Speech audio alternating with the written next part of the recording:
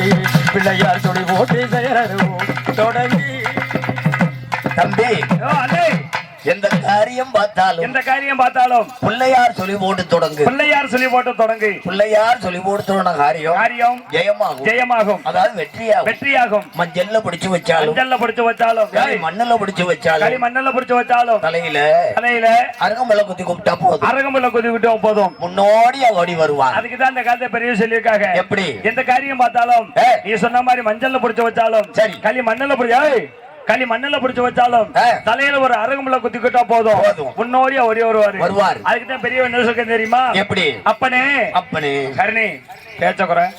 அதுக்குதான் அந்த காலத்துல பெரிய சொல்லியிருக்காங்க. எப்படி? அப்பனே அப்போட்டு கேர சட்டியா என்ன அப்பல ஏத்தி கும்பிடுறா போதுமா? நீ ஏத்துறா கையா நீ ஏத்துறா போதுமா? நீ ஏத்து போதுமா? நீ ஏத்து போதுமா? நீ ஏத்து அப்படிதான் எனக்கு எட்டாது. அப்ப நான் சொல்ற மாதிரியே சொல்லு. அப்பனே முருகா யான பொண்டுகா அட எடுவட்ட வயல அடேயப்பா முகரைய பாரு. பொண்டுகால உனக்கன்னத்துக்கு விளரோஷம் வருது. என் ஊரு விருதுநகர். அங்க இருந்து போன் போட்டு வர சொல்லிட்டு நல்ல பல்லாவளத்துல பூரா சொந்தக்காரர்களா இருக்காங்க. நடு கூட்டத்துல வச்சுக்கிட்டு கூட பிறந்தா அண்ணனை பொண்டுகான்னு கேக்குற தப்பா நினைக்காத. இந்த கோமாளி எதையும் பேச மாட்டேன், பேசினா அத்தத்தோட தான் பேசுவேன். என்ன பொண்டுகான்னு ஏன் கோபப்படுற? என்ன கோபப்படாதே சொல்லு. நம்ம அண்ணன் தம்பி 4 பேர் கூட பிறந்தவங்க.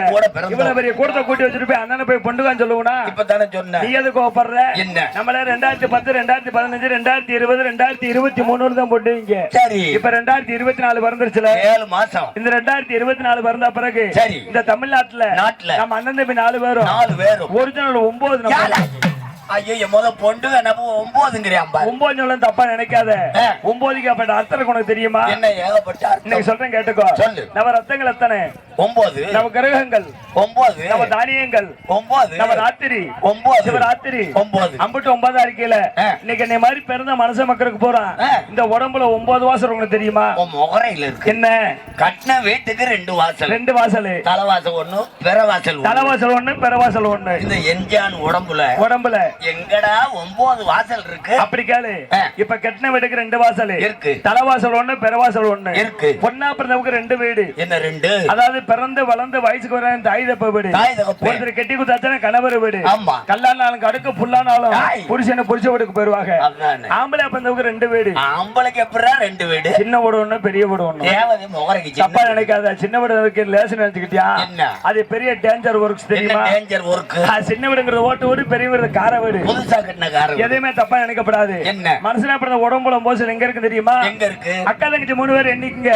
இங்க வருமா? அண்ணன் 3 பேர் எண்ணிக்கங்க. எண்ணிக்கை விட்டுறாத. சொல்லுமா. 1 1 எத்தனை? 2 2 4 4 2 6 6 1 7 7 1 8 8 1 9. சரியா போச்சா? 9 வாசல் இருக்கா? ஆமா, நம்ம உடம்புல 9 வாசல். அதே 9 அப்புறம் 1 9. அப்படியா? அண்ணவர்களே, மூலப்பளைய முத பிறந்த விநாயகரை கும்பிட்டாச்சு. அதுக்கு முன்னாடி யாரை கும்பிட தெரியுமா? அவர் கும்பிடுறதுக்கு முன்னாடி அதாவது நம்ம சாமி பேரை சொன்னோம், மைச்சற்காரர்களை சொன்னோம். தென்னந்தெளிவாக தேனிசை மேலாக மின்னல் ஒளியாக ஒளி ஒளியாம தருவது ஜெயம். ஊரு விளாத்திகுளம் மாநகரத்துக்கே பேசக்கூடிய ஜெயம் ஆடியோஸ் அவர்களுக்கு இதுக்கு மட்டும் கொஞ்சம் ஜவுடுவீங்க. அதாவது ஜெயம் ஆடியோஸ் அவர்களுக்கு நன்றியை தெரிவித்துக் கொண்டு அதை தொடர்ந்து ஆபரேட்டர் அவர்களுக்கும் நன்றியை தெரிவித்துக் கொண்டு சிறப்பான ஒளிபரப்பு நிலையம் சிறப்பு அமைச்சிருக்காங்க. அதே மாதிரி சாப்பாடு ஏற்பாடு பிரமா செய்து கொடுத்த ஏன்னா இதைத்தான் சொல்லணும். என்ன உப்பிட்ட உள்ளவர் என்ன இருக்காங்க? ஆட்டக்கார வந்துட்டீங்களா? 7:30 அங்க பஸ் கிளம்பு. 7:30 வண்டி 7:30 சொல்லக்கூடாது. ஆமா, அந்த வண்டியை பிடிச்சு வாங்கினாங்க. அப்படியா? வந்து இறங்கணும். ஆனா கிராம பொதுமக்களை உண்மையிலே பாராட்டலாம். எப்படி? எத்தனையோ ஊருக்கு போயிருக்கோம். இட்லி சப்பாத்தி வாங்கி தருவாங்க. இங்க வந்து இறங்கனதும் ஆட்டக்கார வந்துட்டீங்களா? முத கோயில்ல பைய வைங்க. முத வகராறு சாப்பிடுங்க.